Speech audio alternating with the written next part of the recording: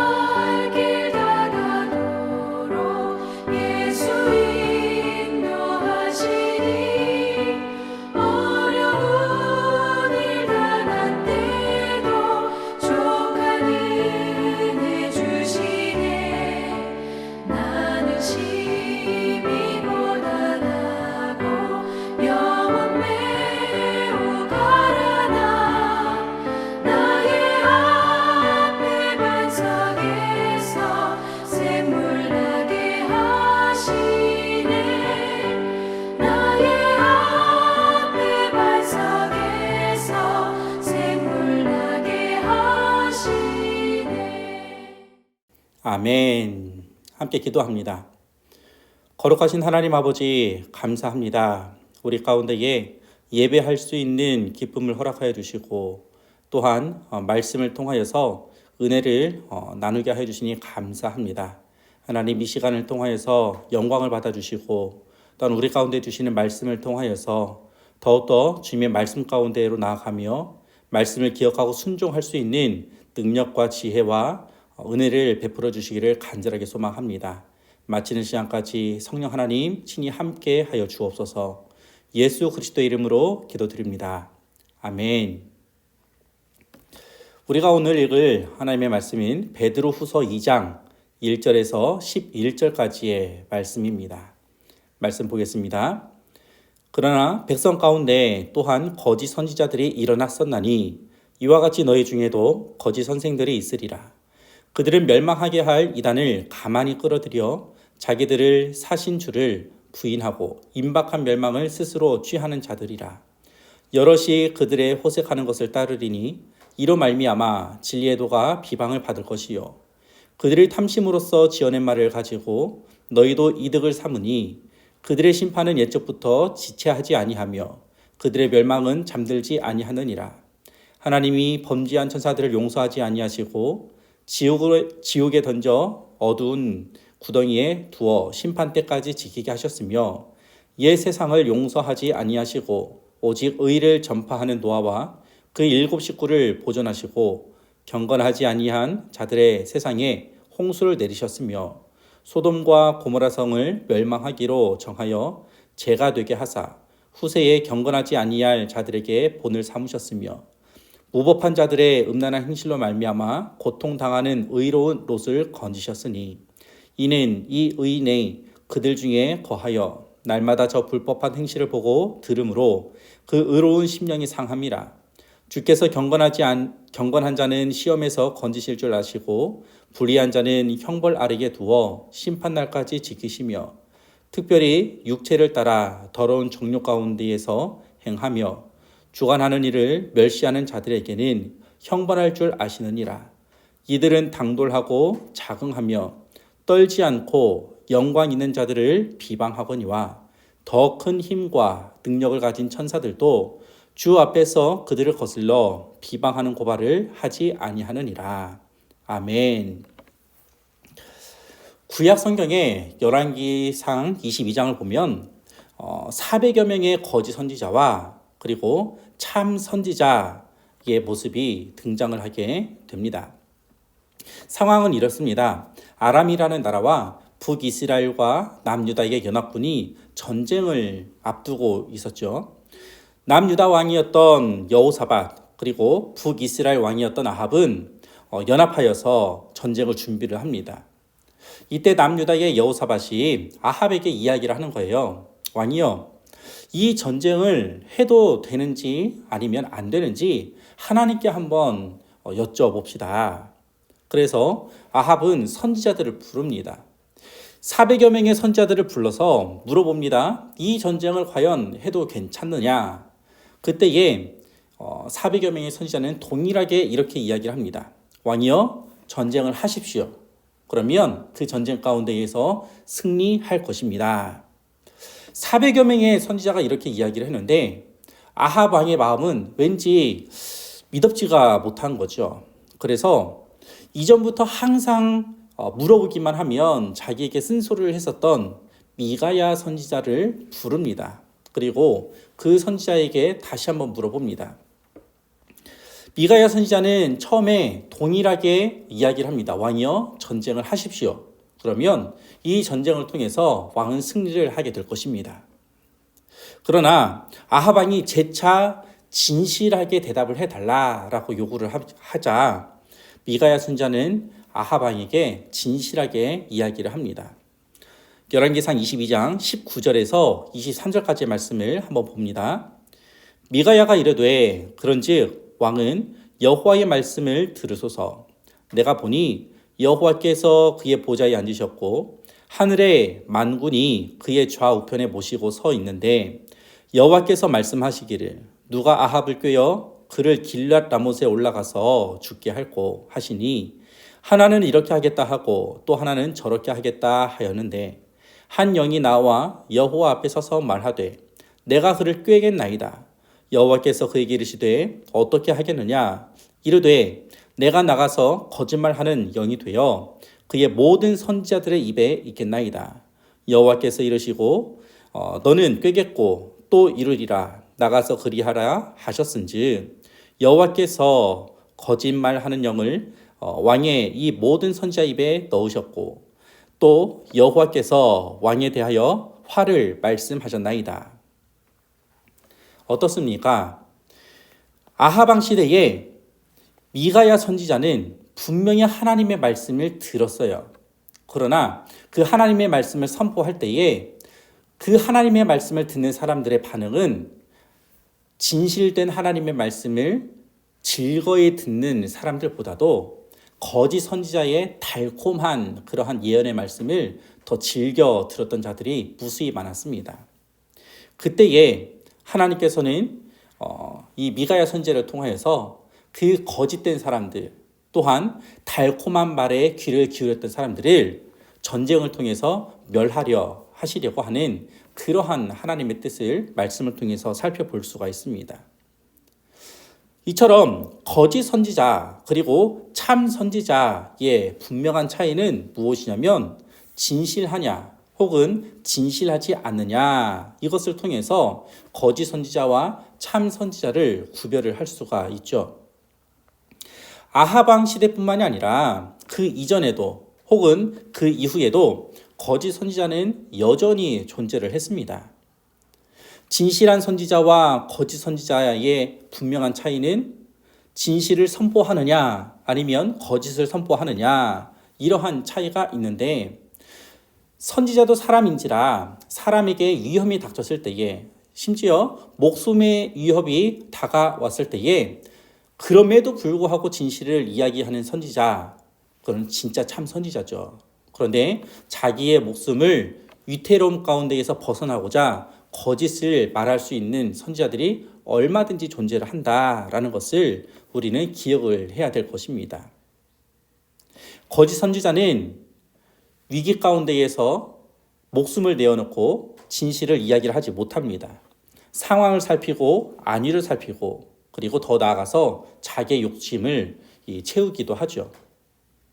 오늘 읽었던 오늘 본문의 말씀은 거짓 선지자에 대해서 사도 베드로가 경고를 하는 메시지를 담고 있습니다. 교회 안에 거짓 선지자가 있을 것이다 라고 예고를 하면서 경고를 하는 메시지예요. 사도 베드로가 이야기하는 거짓 선지자의 모습은 어떠합니까? 세 가지의 모습을 살펴볼 수가 있는데 첫 번째로는 예수 그리스도를 부인하는 것입니다. 1절 말씀 한번 볼까요? 그러나 백성 가운데 또한 거짓 선지자들이 일어났었나니 이와 같이 너희 주에도 거짓 선지자들이 있으리라. 그들은 멸망하게 할 이단을 가만히 끌어들여 자기들을 사신 주를 부인하고 임박한 멸망을 스스로 취하는 자들이라. 교회 가운데 모여든 성도들은 예수 그리스도를 알고 그리고 예수 그리스도를 믿는 성도들이 교회 가운데에 모여듭니다. 교회 가운데 모여서 함께 신앙생활을 하고 함께 주님의 이야기를 나누고 함께 주님의 제자됨을 사모하고 그리고 함께 주님의 말씀 가운데 순종하는 것을 즐거워하죠. 그런데 시간이 흘러가면서 점점 더 제자화되는 성도들도 있지만 그렇지 않은 사람들도 있다는 것이죠. 처음부터 예수 그리스도를 부인했었던 사람들은 없을 것입니다. 그런데 거짓 선지자들은 시간이 흘러가면 흘러갈수록 예수 그리스도와 동떨어지고 예수 그리스도를 멀리하고 그 가운데에서 자기의 것을 취하려고 하는 이러한 본연의 색깔을 드러내게 된다라는 것입니다. 예수 그리스도의 보혈의 핏값을 치르고 산 성도들인데 그리스도인인데 시간이 흘러감에 따라서 나를 위해 십자가에 못 박혀 돌아가신 예수 그리스도를 부인하는 자들. 거짓 선지자는 예수 그리스도를 부인하는 것을 가장 처음으로 시작을 합니다. 내 안에 예수 그리스도가 계셔야만이 내가 예수 그리스도를 따르고 그 예수 그리스도와 함께함을 통하여서 더욱더 거룩한 성도의 길을 걸어갈 수가 있는데 내 안에 찾아오신 예수 그리스도를 내가 스스로 밀어내고 그 자리 가운데에 내 자신을 채워나가는 것을 통해서 점점 더 나아간다라면은 거짓 선지자의 모습으로 변질될 수밖에 없음을 기억을 해야 될 것입니다. 더 나아가서 그들은 교회를 박쳐 나가게 될 것이고 이단에 빠지게 될 것입니다. 거짓 선지자의 특징, 사도 베드로가 이야기를 한 것은 가장 처음 예수 그리스도를 부인하는 것입니다. 두 번째로는 호색하는 것을 따른다라고 말씀하고 있죠. 2절 말씀을 한번 보겠습니다. 여럿이 그들의 호색하는 것을 따르리니 이로 말미암아 진리의 도가 비방을 받을 것이요. 호색하는 것은 무엇입니까? 방탕한 삶을 살아가는 것을 말합니다. 또는 음란한 것을 말합니다. 이것을 통해서 진리의 도가 비방을 받는다라고 말하고 있죠. 진리의 도는 무엇입니까? 진리의 도는 예수 그리스도를 가리키는 거예요. 그러면서 동시에 진리의 신 예수 그리스도 안에 녹아져 들어가 있는 윤리적이고 종교적인 교리를 이야기를 합니다. 윤리적이고 종교적인 교리는 우리 인간의 삶으로 이어지는 것이에요. 혹자는 이렇게 이야기를 하죠. 기독교는 사색하고 관념하고 묵상하는 그런 종교다. 이렇게 이야기를 하는 사람들이 있지만 아니에요. 기독교는 삶하고 매우 밀접하게 연결이 되어져 있는 그러한 모습입니다. 그런데 호색하는 삶을 살아간다고 생각을 해보십시오. 내 삶 가운데에 윤리적으로 망가져버리고 도덕적으로 망가져버리고 종교적으로 망가져버리고 음란을 취하고 방탕한 삶을 살아간다고 생각을 해보십시오. 그렇다면 그 결과는 어떻게 연결이 되냐면 기독교 자체가 망가지게 되는 것으로 연결이 되어집니다.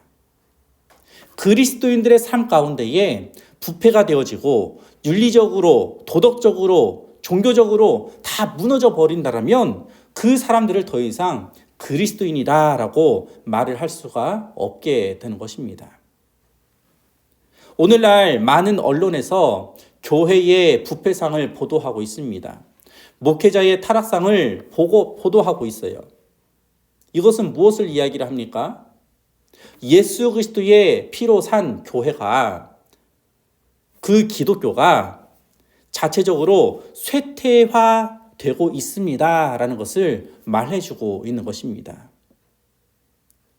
진리의 도가 비방을 받는다라는 것은 바로 이러한 것을 이야기를 하는 거예요.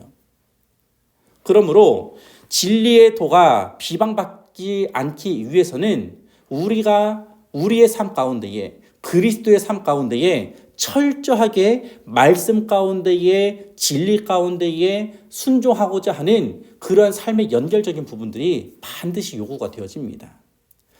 더 높은 수준의 윤리적인 부분들, 더 높은 수준의 도덕적인 부분들도 마찬가지죠.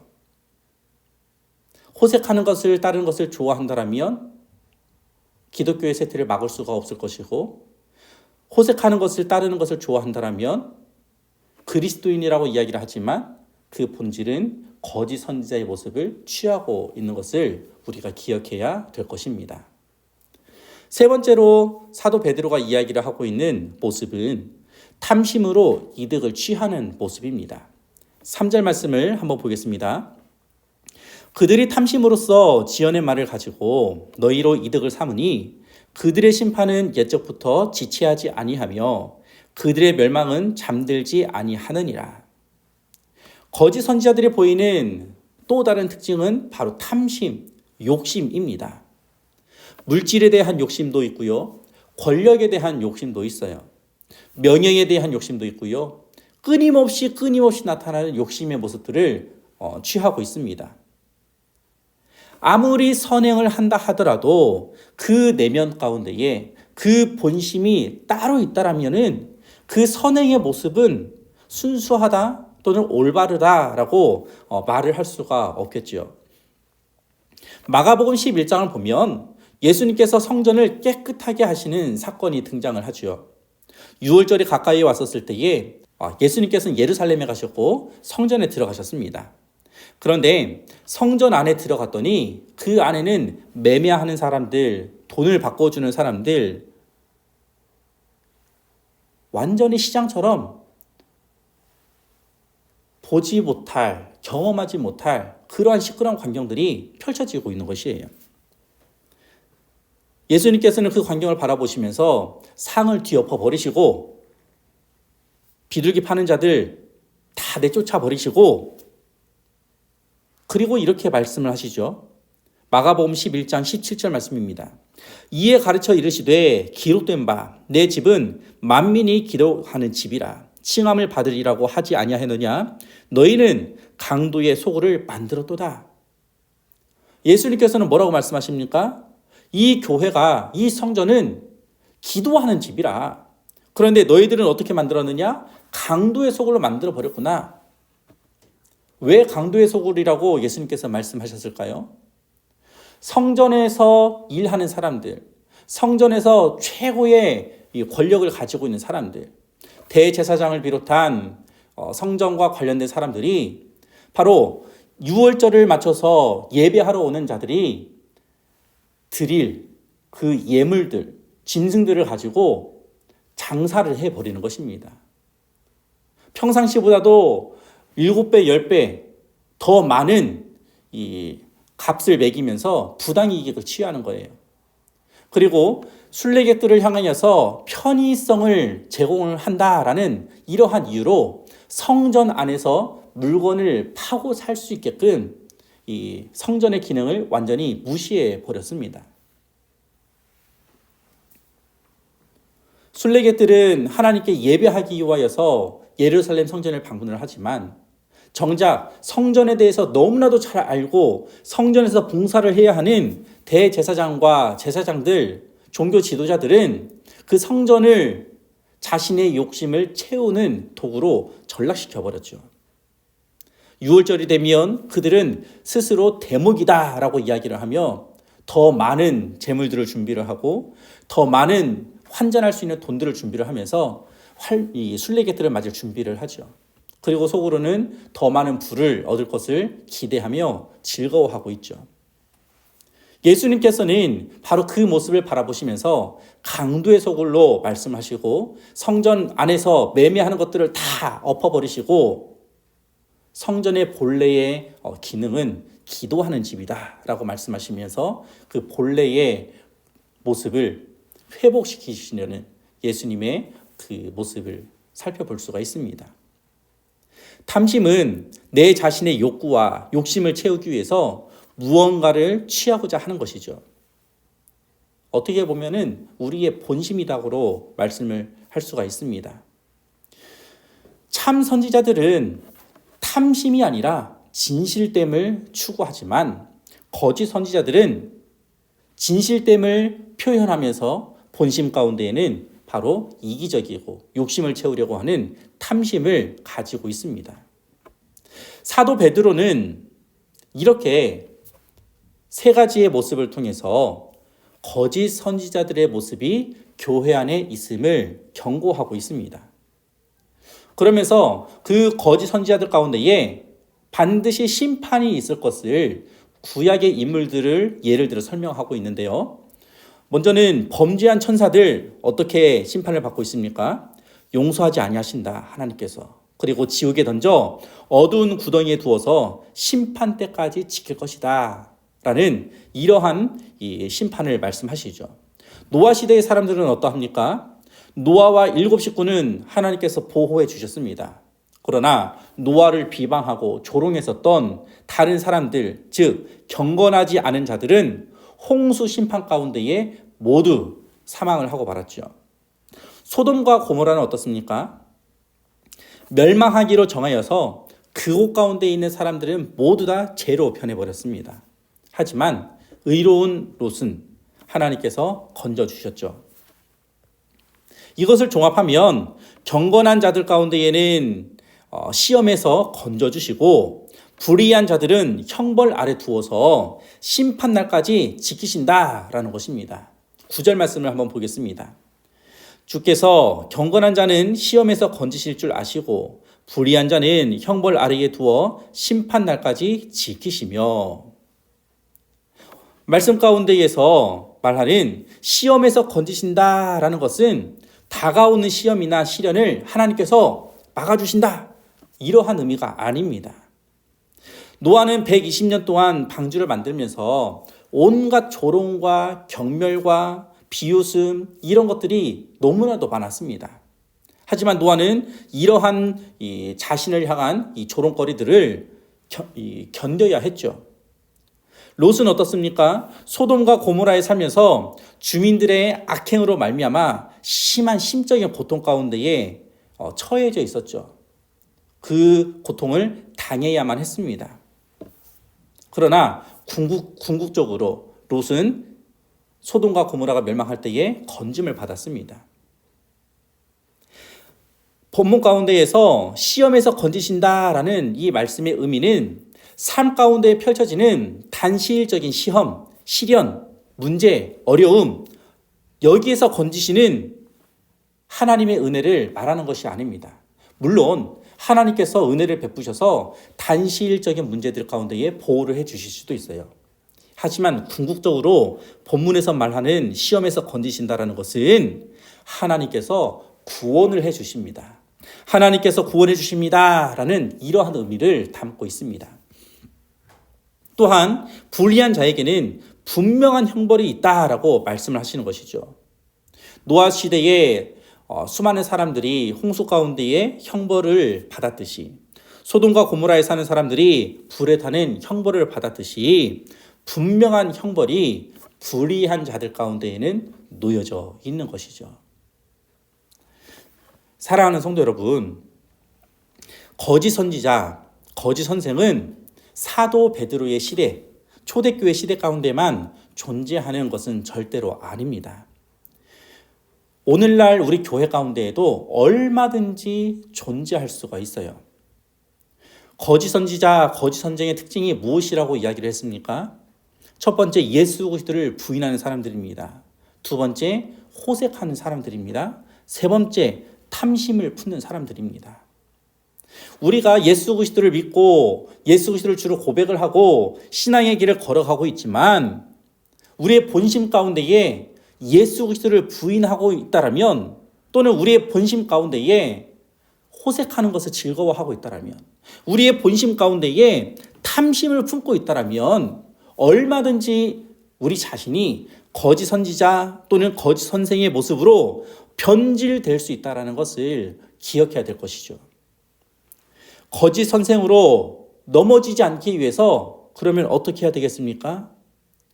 매일매일 끊임없이 주님과 교제하며 진리 되신 예수 그리스도 안에 안겨질 수 있도록 우리의 전 인격적인 부분들이 예수 그리스도 안에 담겨질 수 있도록 주님과 교제할 수 있는 삶을 살아가야 되는 것이 유일한 방법인 것입니다.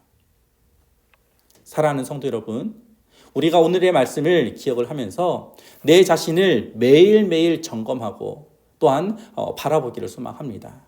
그러면서 매일매일 내 안에 계신, 우리와 함께하고 계신 예수 그리스도를 나의 구주로 고백하고, 또한 우리의 삶 가운데에서 호색하는 것과 탐심의 거리들을 계속해서 밀어내는 것을 통하여서 언제나 진리 가운데 거하고 진리 가운데에서 행하는 것을 통하여서 선하신 하나님의 이름을 우리의 삶 가운데에서, 그리고 우리 이웃들 가운데에 증거하고 나타내는 삶을 살아가시는 우리 모두가 되어지기를 주님의 이름으로 축복합니다. 기도하겠습니다. 사랑의 하나님 아버지, 감사합니다. 진리 되신 예수 그리스도를 우리가 전적으로 의지하고 따라가기를 간절하게 소망합니다. 하지만 사도 베드로가 경고한 것처럼 교회 안에도 얼마든지 거짓 선생이 존재할 수 있음을 우리가 기억하기를 원합니다. 우리 자신 가운데에, 우리 내면 가운데에서 예수 그리스도를 부인하거나 혹은 호색하는 것을 즐거워하고 탐심 품는 것을 즐거워한다라면 얼마든지 언제든지 거짓 선생의 길로 빠질 수 있다는 것을 기억하고 경각심을 가지고 살아가기를 간절히 소망합니다. 성령 하나님, 우리를 붙들어 주셔서 그러한 위험 가운데에, 그러한 유혹 가운데에 넘어지지 아니하도록 함께하여 주옵소서. 진리 되신 예수 그리스도를 사랑하고 진리 되신 주님의 말씀을 즐거워하며 그 말씀 가운데 순종할 수 있는 능력과 지혜를 허락하여 주옵소서.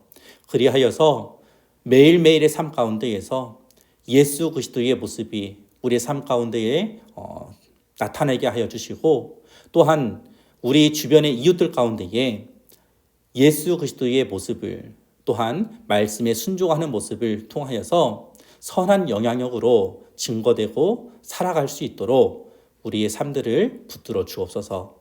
예수 그리스도의 이름으로 기도드립니다. 아멘. 하늘에 계신 우리 아버지여, 이름이 거룩히 여김을 받으시오며 나라가 임하시오며 뜻이 하늘에서 이루어진 것 같이 땅에서도 이루어지이다. 오늘날 우리에게 일용할 양식을 주옵시고 우리가 우리에게 죄 지은 자를 사하여 준 것 같이 우리 죄를 사하여 주옵시고 우리를 시험에 들게 하지 마옵시고 다만 악에서 구하옵소서. 대개 나라와 권세와 영광이 아버지께 영원히 있사옵나이다. 아멘.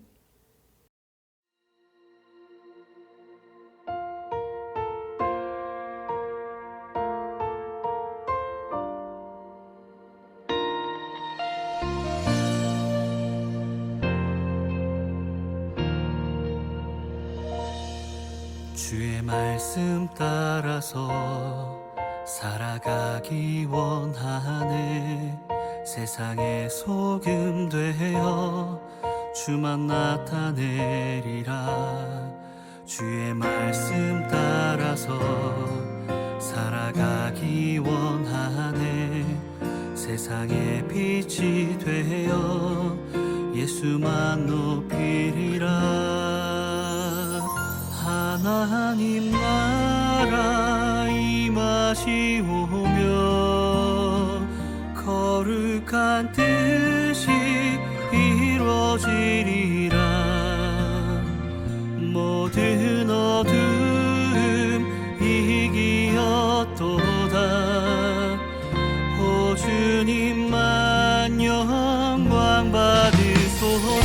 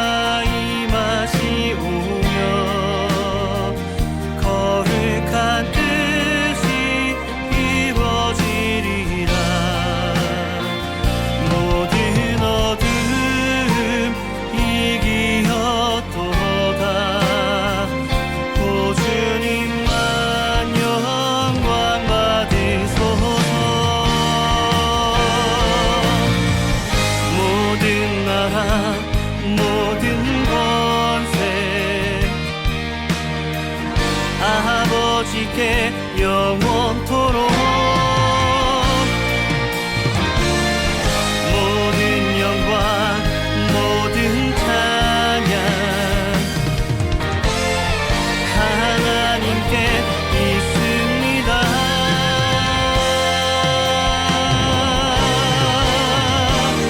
하나님 나라 임하시오며 거룩한 뜻이 이루어지리라. 모든 어둠 이기었도다. 오 주님만 영광 받으소서.